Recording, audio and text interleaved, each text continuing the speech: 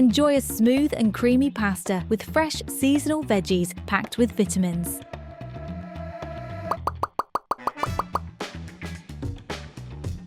First things first, fill a large pot with water. Add a generous pinch of salt and bring it to a boil. That's for the spaghetti. Meanwhile, roughly chop the spinach. Zest some lemon and cut it into 6 wedges. Finely chop the spring onions and slice the oyster mushrooms lengthwise. Now toast the pistachios in a large frying pan without oil or butter.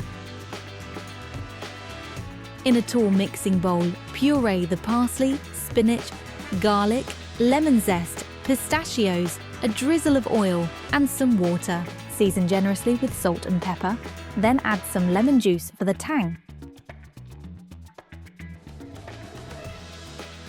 Once the water is boiling, add the spaghetti and cook until it has a firm bite. Save some of the cooking water before draining, that's for the sauce. Next, spread some flour on a cutting board and press down the king oyster mushrooms onto both sides. Tap off any excess. Time to fry. Heat a small chunk of butter in a large pan. Fry the mushrooms until browned and season with the spice mix. Whisk together the cheese, reserved cooking water and pesto in a large bowl. Add some salt and pepper to taste. Finally, fold the spaghetti into the pesto and arrange it on deep plates, topped with the oyster mushrooms and the spring onion. If you like extra freshness, drizzle with a bit of lemon juice. And there you have it, springtime spaghetti with a rich garden fresh sauce.